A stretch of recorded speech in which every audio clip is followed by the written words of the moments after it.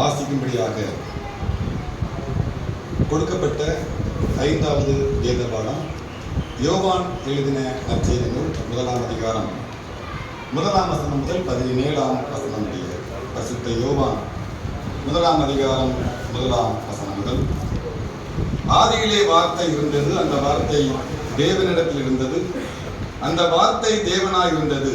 அவர் ஆதியிலே தேவனோடு இருந்தார். சகலமும் அவர் மூலமாய் உண்டாயிற்று, உண்டானதொன்றும் அவராலே இல்லாமல் உண்டாகவில்லை. அவருக்குள் ஜீவன் இருந்தது, அந்த ஜீவன் மனுஷருக்கு ஒளியாய் இருந்தது. அந்த ஒளி இருளிலே பிரகாசிக்கிறது, இருளானது அதை பற்றி கொள்ளவில்லை. தேவனால் அனுப்பப்பட்ட ஒரு மனுஷன் இருந்தான், அவன் பேர் யோவான். அவன் தன்னால் எல்லாரும் விசுவாசிக்கும்படி அந்த ஒளியை குறித்து சாட்சி கொடுக்க சாட்சியாக வந்தான். அவன் அந்த ஒளி அல்ல, அந்த ஒளியை குறித்து சாட்சி கொடுக்க வந்தவனாக இருந்தான். உலகத்திலே வந்து எந்த மனுஷனையும் பிரகாசிப்பிக்கிற ஒளியே அந்த மெய்யான ஒளி. அவர் உலகத்தில் இருந்தார், உலகம் அவர் மூலமாய் உண்டாயிற்று, உலகமோ அவரை அறியவில்லை. அவர் தமக்கு சொந்தமானதிலே வந்தார், அவருக்கு சொந்தமானவர்களோ அவரை ஏற்றுக்கொள்ளவில்லை. அவருடைய நாமத்தின் மேல் விசுவாசம் உள்ளவர்களாய் அவரை ஏற்றுக்கொண்டவர்கள் எத்தனை பேர்களோ அத்தனை பேர்களும் தேவனுடைய பிள்ளைகளாகும்படி அவர்களுக்கு அதிகாரம் கொடுத்தார்.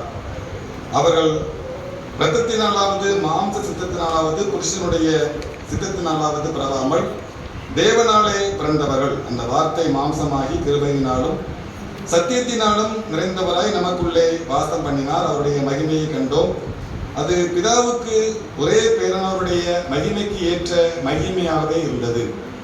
யோவான் அவரை குறித்து சாட்சி கொடுத்து, எனக்கு பின் வருகிறவர் எனக்கு முன்னிருந்தவர், ஆகையால் அவர் என்னிலும் மேன்மையுள்ளவர் என்று நான் சொல்லியிருந்தேனே, அவர் இவர்தான் என்று சத்தமிட்டு கூறினான். அவருடைய பரிபூரணத்தினால் நாம் எல்லாரும் கிருபையின் மேல் கிருபை பெற்றோம். இப்படியெனில் நியாயப்பிரமாணம் மோசையின் மூலமாய் கொடுக்கப்பட்டது, கிருபையும் சத்தியமும் இயேசு கிறிஸ்துவின் மூலமாய் உண்டாயின என்பது. வாசிக்கும்படியாக கொடுக்கப்பட்ட 5வது வேதாகம பாடம் வாசித்து முடிந்தது.